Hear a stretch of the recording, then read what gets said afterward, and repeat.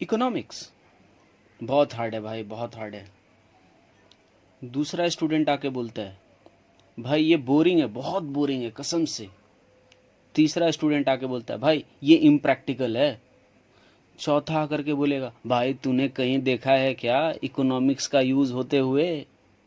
क्या कभी कोई देखा इकोनॉमिक्स पढ़ करके कोई बहुत बड़ा आदमी बन गया हो? जैसे साइंस पढ़ के लोग इंजीनियर बन जाते हैं, साइंटिस्ट बन जाते हैं। कॉमर्स पढ़ के लोग कोई चार्टर्ड अकाउंटेंट बन जाते हैं, कोई कंपनी सेक्रेटरी बन जाते हैं, कोई एमबीए कर लेते हैं। क्या उसी तरह इकोनॉमिक्स पढ़ के किसी को देखा है क्या कुछ बन गया हो? भाई यूज़लेस है, यूज़लेस। मेरी बात मान और तू इसको जैसे तैसे पढ़ ले, बस पास करने के लिए रट ले, किसी तरह पास हो जा, 40 नंबर ले आ भाई किसी तरह। और इसका कोई जीवन में यूज ही नहीं है। हेलो दोस्तों, मैं हूं सोनू झा और आज मैं आपके साथ जुड़ रहा हूं एक नए सब्जेक्ट के साथ जिसका नाम है इकोनॉमिक्स। ये बहुत ही ब्यूटीफुल सब्जेक्ट है, बिलीव मी। और ये मैं प्रूव करूंगा पूरे आने वाले वीडियो में। और ये जो मिथ्स है अमंग द स्टूडेंट्स, कुछ लोग जो इसको सोचते हैं कि ये बोरिंग है, या कुछ लोग जो इसको सोचते हैं कि ये हार्ड है, या कुछ लोग जो सोचते हैं कि ये बिल्कुल भी प्रैक्टिकल नहीं है, प्रैक्टिकेबल नहीं है, इम्प्रैक्टिकल है, उन सब लोगों का ये जो मिथ है मैं इसको क्लियर करूंगा आज के इस वीडियो में और आने वाले वीडियोस में। तो ये वीडियोस पूरा देखेंगे और इस वीडियो के माध्यम से आप ये जानेंगे कि कैसे ये आपका जो मिथ है ये पूरा का पूरा बेकार है, यूजलेस थॉट है आप लोगों के माइंड में। आइए शुरू करते हैं हमारा सब्जेक्ट, प्यारा सा नन्हा सा सब्जेक्ट जो है वो इकोनॉमिक्स। आइए शुरू करें दोस्तों। इकोनॉमिक्स जो है, या अकाउंट्स ले लो या कोई भी सब्जेक्ट ले लो, जब आप किसी भी सब्जेक्ट की पढ़ाई शुरू करते हो तो सारे सब्जेक्ट की जो पढ़ाई होती है वो उसके डेफिनेशन से शुरू होती है। किसी भी चीज़ का जब आप पढ़ाई करोगे ना तो सबसे पहले उसका डेफिनेशन बताया जाता है कि ये इकोनॉमिक्स है क्या, या अकाउंट्स है क्या, या बिजनेस स्टडीज़ क्या है। डेफिनेशन से सारे डिसिप्लिन की पढ़ाई डेफिनेशन से शुरुआत होती है। और economics is not the VIP, is not an exception. Economics के भी जो पढ़ाई होगी वो डेफिनेशन से ही शुरू होती है। लेकिन मेरे दोस्तों, मैं यहाँ पे कुछ अलग करने का कोशिश किया हूँ, और मैं जैसा कि कहा कि आपका ये जो मिथ्स जो कि यूजलेस है, मैं इसे प्रूव करूँगा इस पूरे वीडियो में और आने वाले वीडियोज़ में कि आप जो भी सोचते हो इस सब्जेक्ट के बारे में वो पूरा का पूरा बेकार है। इसलिए मैं जो इस वीडियो में आपको बताने वाला हूँ before starting from the definition of economics, वो ये कि भाई इकोनॉमिक्स पहले पढ़े क्यों। Why do we study economics? Economics पढ़ना क्यों जरूरी है? इकोनॉमिक्स पढ़ के क्या हो जाएगा भाई? और दूसरा क्वेश्चन मैं ये आपको बताऊंगा, दूसरा क्वेश्चन मैं आपको ये बताऊंगा कि what will happen, what will happen, what will happen, what will happen if one chooses not to study economics? अगर कोई बंदा ये कहता है कि भाई ये मैं इकोनॉमिक्स नहीं पढ़ना चाहता, मैं नहीं पढ़ूंगा इकोनॉमिक्स, अगर कोई बंदा ये कहता है तो वो क्या खोएगा? और पहला क्वेश्चन जो कि भाई बड़ा इंपॉर्टेंट क्वेश्चन है कि इकोनॉमिक्स है क्या और इकोनॉमिक्स हम क्यों पढ़े। पहला क्वेश्चन हमारा है इकोनॉमिक्स को क्यों पढ़ा जाए, why do we study economics. तो आइए शुरू करते हैं कि इकोनॉमिक्स को क्यों पढ़ा जाए।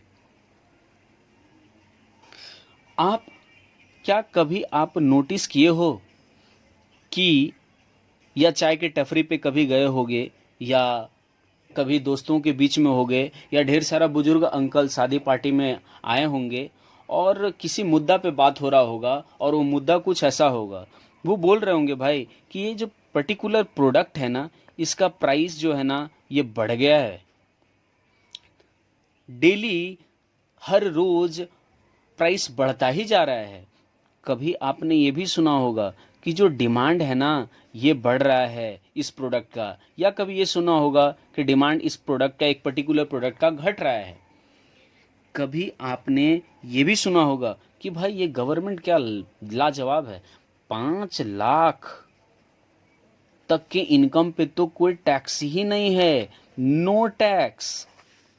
मतलब कहने का क्या टैक्स स्ट्रक्चर है, व्हाट स्ट्रक्चर, व्हाट है स्ट्रक्चर, किस चीज का स्ट्रक्चर, टैक्स का स्ट्रक्चर। क्या आपने इनका रीजन जानने का कोशिश किया कि ये प्राइस अगर किसी पर्टिकुलर प्रोडक्ट का बढ़ता है तो क्यों बढ़ता है, घटता है तो क्यों घटता है, किसी प्रोडक्ट का अगर डिमांड बढ़ रहा है तो क्यों बढ़ रहा है, घट रहा है तो क्यों घट रहा है। अगर गवर्नमेंट 5 लाख तक बोलती है कि नो टैक्स, आपसे कोई टैक्स नहीं लिया जाएगा, अगर आप एक साल में 5 लाख तक का अर्निंग कर रहे हो तो आपसे कोई टैक्स नहीं वसूला जाएगा, तो अगर गवर्नमेंट ऐसी स्कीम लाती है तो इसका क्या बेनिफिट है, ऐसा क्यों करती है। आपका फेवरेट, क्या आपने कभी सोचा है कि जो आप फेसबुक यूज करते हो या व्हाट्सएप यूज करते हो ना, व्हाट्सएप गाइस, ओके, तो आपने फेसबुक यूज़ किया, आपने व्हाट्सएप यूज़ किया, तो क्या कभी आपने ये सोचा कि इसका जो यूज़ आप कर रहे हो वो तो भाई आप फ्री में ही कर रहे हो, क्या आपने इसका कभी पैसा दिया, नेवर। लेकिन आपको पता होना चाहिए कि फेसबुक जो है ना ये एक कंपनी है, व्हाट्सएप जो है ये भी एक कंपनी है, और कंपनी चलाने के लिए क्या होते हैं, एम्प्लॉय होते हैं। क्या होता है, एम्प्लॉय होता है, ठीक है। एक कंपनी को चलाने के लिए किसकी जरूरत होती है, एम्प्लॉय की जरूरत होती है। और एम्प्लॉय फ्री में काम नहीं करेंगे, एम्प्लॉय तभी काम करेंगे जब उनको मिलेगा क्या, इमोल्यूमेंट, समथिंग इन रिटर्न, और उसी को हम कहते हैं भाई अगर इनको सैलरी मिलेगा तो जाकर के ये काम करेंगे। अगर इनको सैलरी, इन एम्प्लॉय को अगर सैलरी मिलेगा तो ही ये काम करेंगे, फ्री सर्विस नहीं देंगे। मतलब समझने का है, फेसबुक एक कंपनी है, और कंपनी है तो भाई ढेर सारा एम्प्लॉय होगा, क्योंकि कंपनी विदाउट एम्प्लॉय तो चल ही नहीं सकता। और अगर एम्प्लॉय कंपनी में काम कर रहा है तो फ्री का तो काम करेगा नहीं, वो लेगा सैलरी। तो अब बताओ, फेसबुक के यूजर हैं हम लोग, और जो फेसबुक के यूजर हैं वो इसको यूज कर रहे हैं फ्री में। तो आप ये बताओ कि इनको जो सैलरी मिल रही है, जो कंपनी इनको सैलरी, इन एम्प्लॉय को सैलरी दे रही है, ये सैलरी आ कहां से रहा है, कौन दे रहा है। सिमिलरली व्हाट्सएप एक कंपनी है, व्हाट्सएप को मैनेज करने के लिए एम्प्लॉय की ज़रूरत है, ताकि आपको या हमको या सारे लोगों को अनइंटरप्टेड सर्विस मिलती जाए, कभी भी किसी तरह का प्रॉब्लम ना हो, किसी भी तरह का रुकावट ना हो। इसके लिए उन लोगों ने रखा है, व्हाट्सएप कंपनी ने रखा है एम्प्लॉय, और एम्प्लॉय आपको फिर से पता है कि फ्री में काम करेगा नहीं, उनको कुछ चाहिए एमोल्यूमेंट, समथिंग इन रिटर्न, और उनको जो रिटर्न में मिलता है एम्प्लॉय को वो कहलाता है सैलरी। तो व्हाट्सएप वाले जो अपने एम्प्लॉय को सैलरी पे कर रहे हैं वो पैसा कहाँ से आ रहा है, क्यों, क्योंकि आप तो व्हाट्सएप फ्री में यूज कर रहे हो। क्या कभी आपने ये सोचा है, न्यूज चैनल में आपने देखा होगा कि यूएस $1 का इंडियन करेंसी में कितना वैल्यू है, 65 के अराउंड है, ₹65। मतलब यूएस का $1 इज इक्वल टू 65 रुपया यहाँ का। मतलब वहां का $1 यहाँ के 65 रुपए के बराबर है मेरे दोस्त। ऐसा क्यों, और बता दें फॉर योर नॉलेज, ये कभी बढ़ता भी है और कभी घटता भी है। तो ऐसा क्यों होता है, व्हाट इज द रीजन। दूसरा, आपने न्यूज़ चैनल पे देखा होगा बहुत सारे ज्ञानवर्धक लोग आते हैं वहाँ पे, बुद्धिवर्धक चूर्ण खा करके, और डिस्कशन करते हैं। कुछ लोग कहते हैं कि भाई जीएसटी जो नया सिस्टम, जो नया टैक्स स्ट्रक्चर मार्केट में लॉन्च हुआ है मोदी गवर्नमेंट के द्वारा, जो कि आपको पता होगा जीएसटी हमारे कंट्री में कब आया था, 1 जुलाई 2017 को।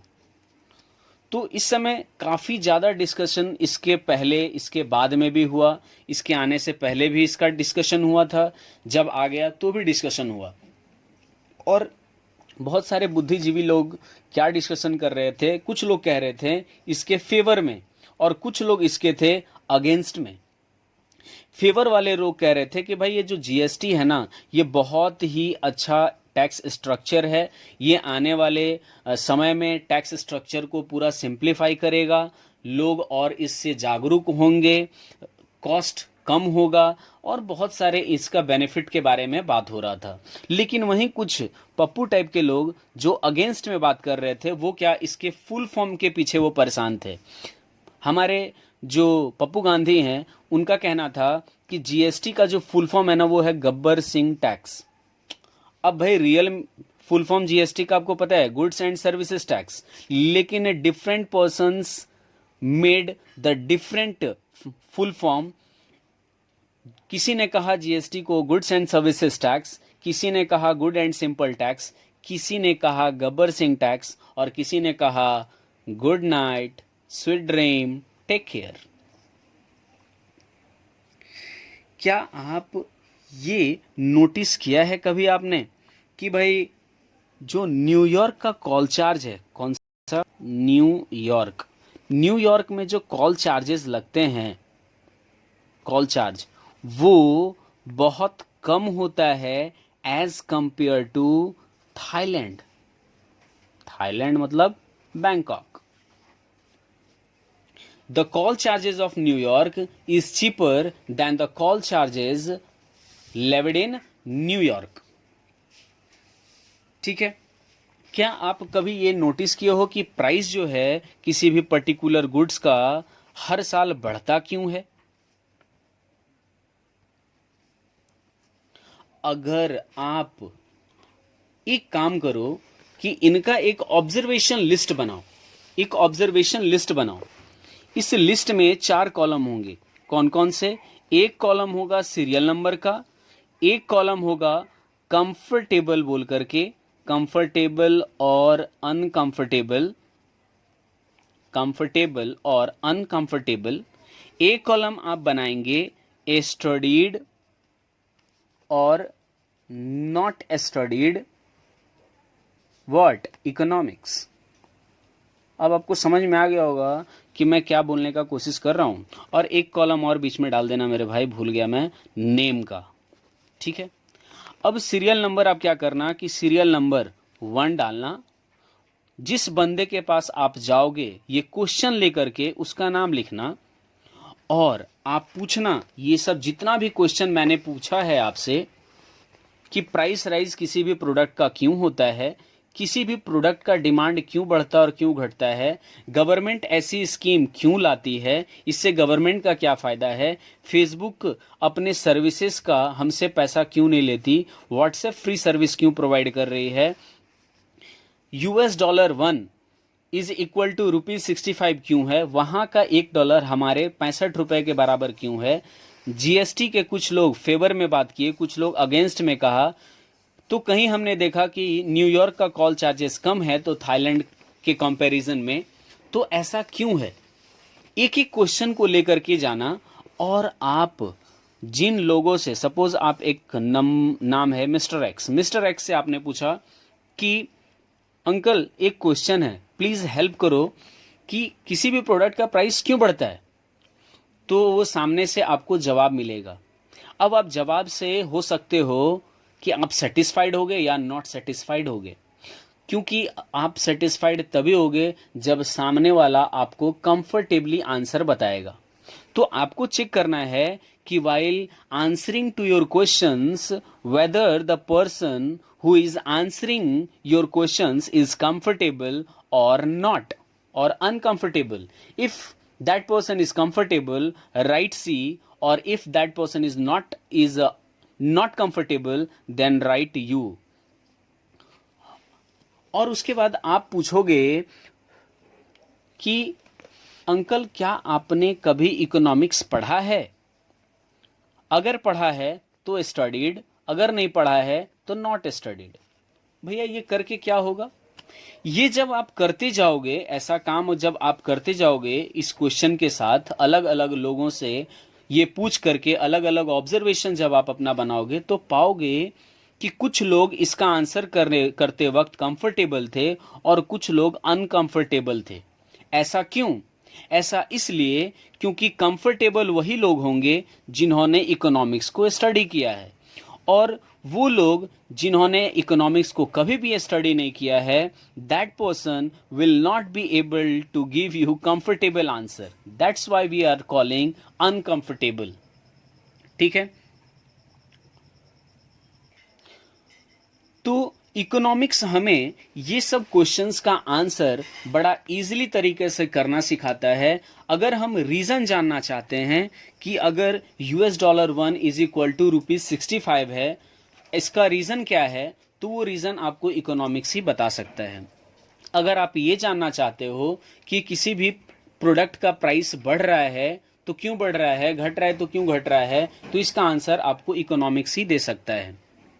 अगर आप ये जानना चाहते हो कि किसी भी प्रोडक्ट का डिमांड क्यों बढ़ रहा है या क्यों घट रहा है, तो इसका भी आंसर आपको इकोनॉमिक्स ही देगा। मतलब कहने का कि economics will give you the answer to entire questions which is related with economic activity.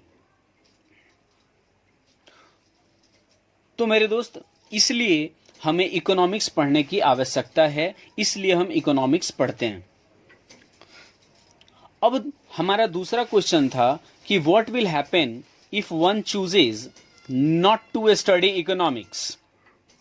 तो अगर कोई बंदा ये चूज करता है कि हमें इकोनॉमिक्स नहीं पढ़ना है, तो सिंपल वो लोग किस जोन में चले जाएंगे? अनकंफर्टेबल जोन में चले जाएंगे। उनको सब जादू लगेगा। किसी भी प्रोडक्ट का अगर प्राइस बढ़ जाएगा तो वो मोदी गवर्नमेंट को या कोई भी गवर्नमेंट हो, उनको वो कोसेंगे, बोलेंगे ये गवर्नमेंट जब से आया है पूरा बेड़ा गर्क करके रखा है, महंगाई पे महंगाई हुआ जा रहा है, और डिमांड इस चीज का कम हो गया, इस चीज का बढ़ गया, वो गवर्नमेंट कितनी अच्छी थी, और यूजलेस टाइप का बिन सर पैर के वो बात करेंगे। क्यों? क्योंकि उनको रीजन नहीं पता है। रीजन क्यों नहीं पता? क्योंकि उन्होंने इकोनॉमिक्स नहीं पढ़ा है। तो वो बंदा जो इकोनॉमिक्स को अवॉइड करेगा या वो चूज करता है कि इकोनॉमिक्स मुझे नहीं पढ़ना है, तो भाई ये सब वो खोएगा। और जो लोग पसंद करेंगे, जो लोग ये चूज करेंगे कि हमें इकोनॉमिक्स पढ़ना है, तो उनको ये सब का आंसर रीजन वाइज मिलेगा। वो किसी भी टफरी पे या कहीं भी डिस्कशन पैनल में वो जाते हैं और डिस्कशन करते हैं, तो उनका बात 10 लोग सुनेगा। आइए अब हम शुरू करते हैं इकोनॉमिक्स को डेफिनेशन से। इकोनॉमिक्स, आपको ये पता होगा कि जो मेनली जो टर्म्स हैं हमारे इंडिया में, जितने भी टर्म्स हैं, वो या तो ग्रीक से लाए गए हैं या तो वो लैटिन से लाए गए हैं। और मैं बता दूं, लैटिन से ज़्यादा शब्द आए हुए हैं। लैटिन वालों को 2 ही काम था, और दूसरा काम क्या था? वर्ड खोजना। लैटिन वालों का 2 ही काम था और दूसरा काम था वर्ड खोजना। भैया पहला काम, चलिए आगे बढ़ते हैं। तो ये जो वर्ड इकोनॉमिक्स है ना, ये डिराइव किया गया है, derived from Greek word oikonomia.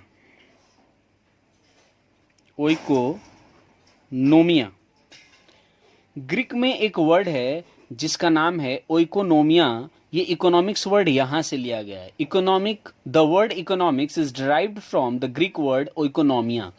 अगर हम ओइकोनोमिया को फर्दर डिवाइड अगर करें, तो इसमें एक आता है ओइको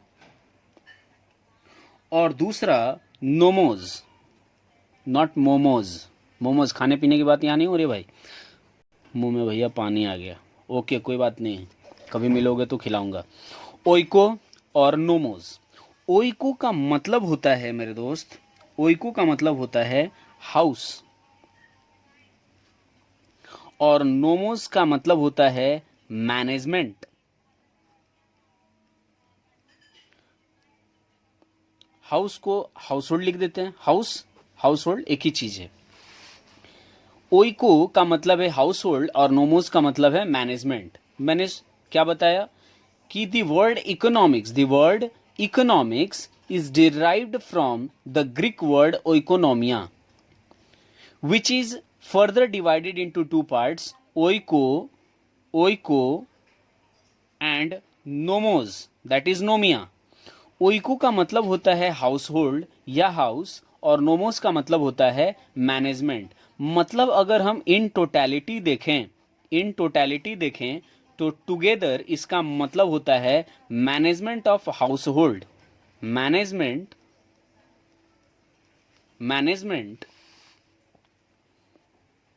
ऑफ हाउस होल्ड या household management.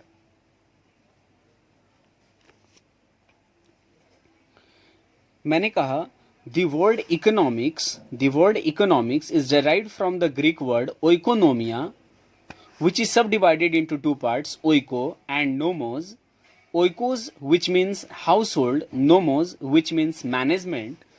When we combined these two words, we get management of house hold और हाउस होल्ड मैनेजमेंट। आपने ये कहावत सुना होगा कि जिसने घर चला लिया वो देश भी चला लेगा, जिसने घर चला लिया उसने देश भी चला लिया। बस भाई वही चीज है यहाँ पे। ये मैनेजमेंट ऑफ हाउस होल्ड को मैनेज करना ही क्या कहलाता है? इकोनॉमिक्स कहलाता है। हाउस होल्ड को मैनेज करना क्या कहलाता है? इकोनॉमिक्स कहलाता है। अब हम जो तीसरा टॉपिक है वो लेने वाले हैं,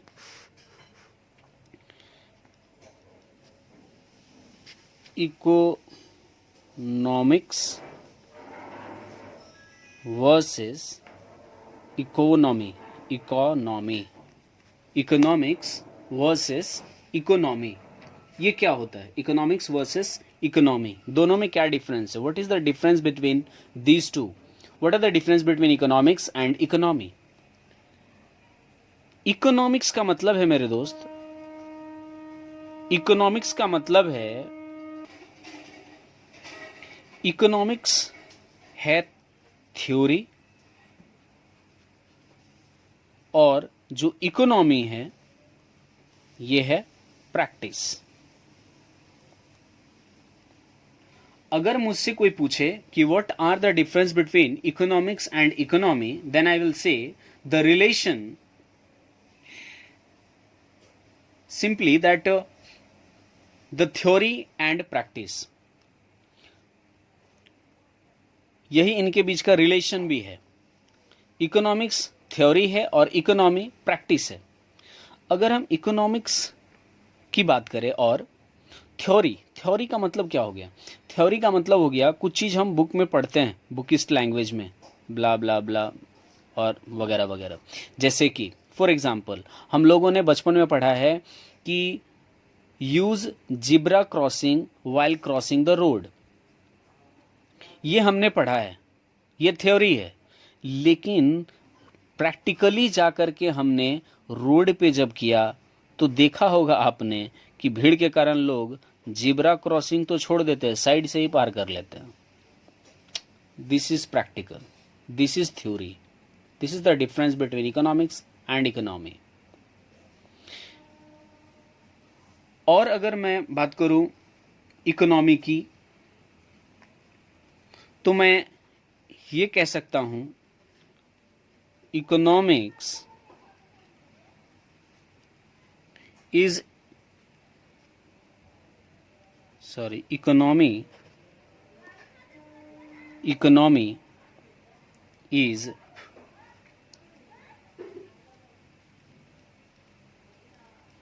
economics at प्ले इन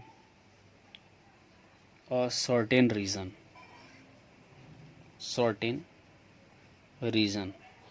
और यहाँ रीजन का मतलब है ब्लॉक या बोले कंट्री।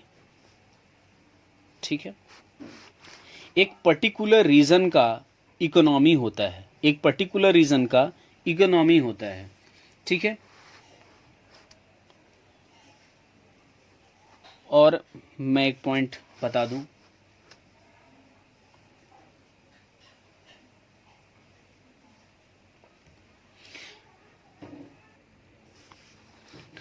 आइए लिखते हैं।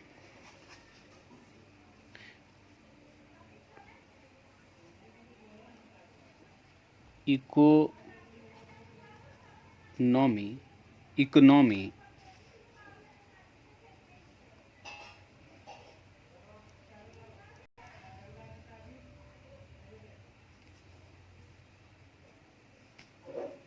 sorry, write down again. Economics is a discipline.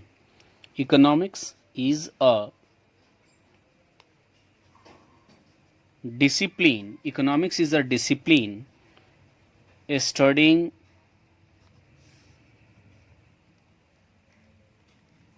economic behavior. Economics is a discipline studying economic behavior of human beings,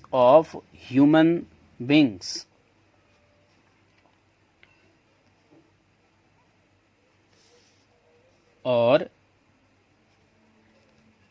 अब लिखेंगे इकोनॉमी, है ना, थोड़ा सा यहाँ उल्टा हो गया था। Economy is a still frame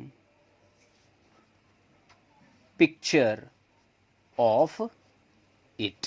ठीक है, economics is a discipline studying economic behaviours of human beings while economy is a steel frame picture of it। ठीक है, while economy is a steel frame picture of it। ये छोटे छोटे point लिखवा दे रहा हूं मैं जस्ट फॉर जनरल नॉलेज, जो कि ये क्लास 11 क्लास 12 दोनों को मदद करेगा, ये जानना होता है, और ये जानेंगे तो थोड़ा और क्लैरिटी आपको मिलेगा। ठीक है, अगर मैं कहूं कि जो इकोनॉमी है, जो वर्ड इकोनॉमी है ना, उसका एज सच कोई मीनिंग नहीं होता। Economy as such means nothing. आइए लिखते हैं point number 3, economy as such means nothing. Economy as such means nothing. Economics का मतलब कुछ भी नहीं होता है, सिर्फ इकोनॉमी का मतलब कुछ भी नहीं होता, सिर्फ इकोनॉमी का मतलब कुछ भी नहीं होता। इकोनॉमी का मीनिंग कब बनता है? It gets meaning once it is preceded by the name of the country, या a region या a block, etc. For example, Indian economy, simple में कहे ना तो इकोनॉमी एक बहुत बड़ा टर्म है, ब्रॉडर टर्म है। Economy is a broader term. Indian economy और फ्रेंच इकोनॉमी, ठीक है, और रशियन इकोनॉमी,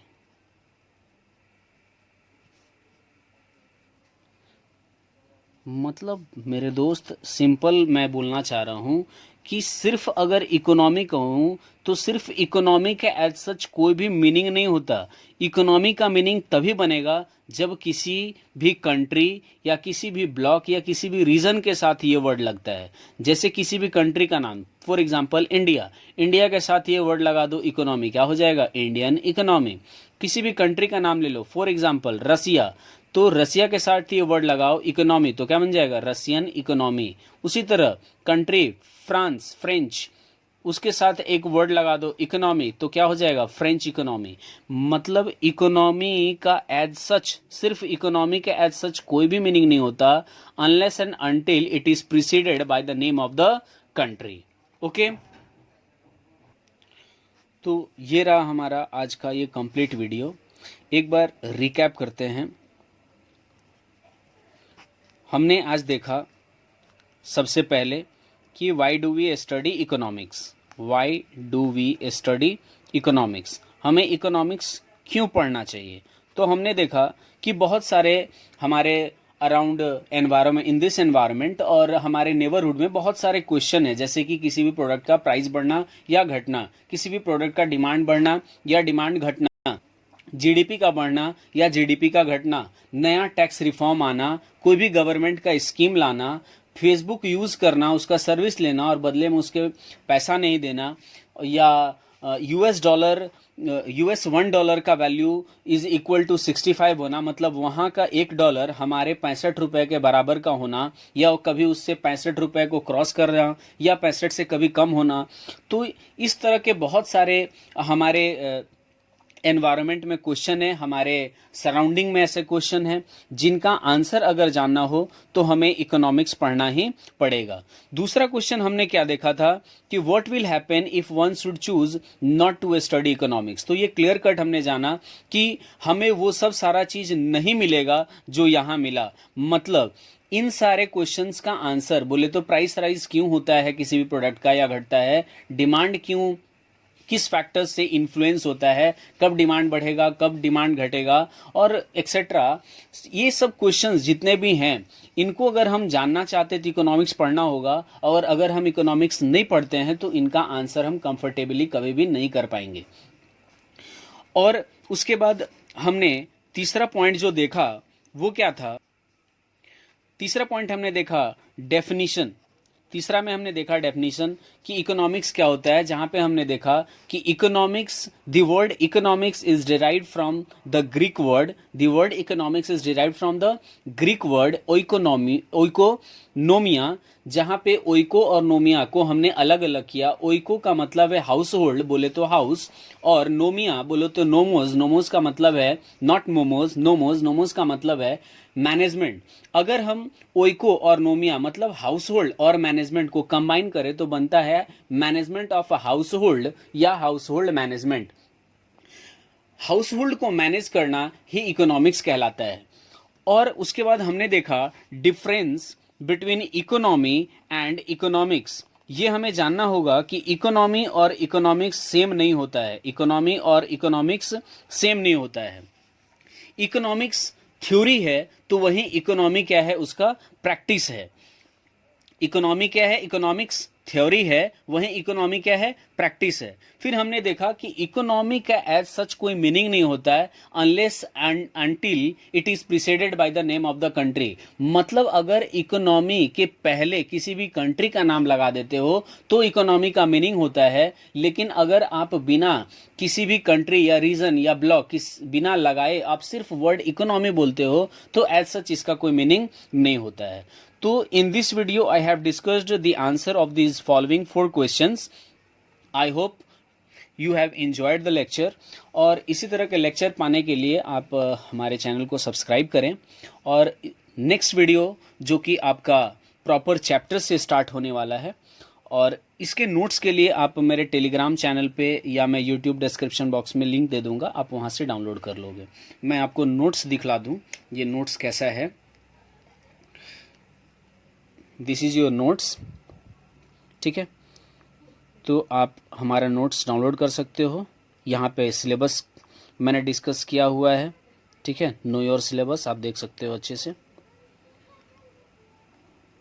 ठीक है, यहाँ पे मैंने बताया है word before starting the subject matter of economics, why to study economics, what will happen, इसका आंसर हमको करना होगा।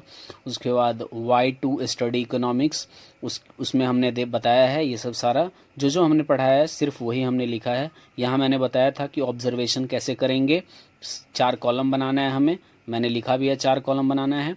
उसके बाद मैंने रीज़न बताया इकोनॉमिक्स पढ़ने का, वही अल्टीमेटली यही सब जो मैंने बोला इसको 4 पॉइंट में मैंने डिवाइड कर दिया है।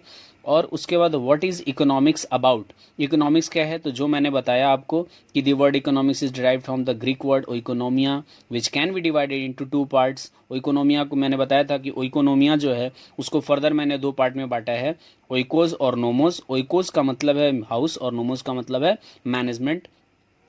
उसके बाद मैंने ये नहीं बताया, इसको आप देखेंगे कि 19th सेंचुरी तक इकोनॉमिक्स को हम लोग जानते थे पॉलिटिकल इकोनॉमी के नाम से, जिसे आज हम सिर्फ इकोनॉमिक्स कह रहे हैं। 19th सेंचुरी तक इसे ही हम पॉलिटिकल इकोनॉमी के नाम से जानते थे। उसके बाद इन द ईयर 1776 में हमारे एडम स्मिथ, जो कि फादर ऑफ इकोनॉमिक्स माने जाते हैं, इन्होंने एक बुक लिखा जिनका नाम था an inquiry into the nature and causes of the wealth of nation. और इसका सिंपली मीनिंग अगर देखें, abbreviated as the wealth of nation, मतलब कि राष्ट्र का धन, इसका मतलब बेसिकली यही है।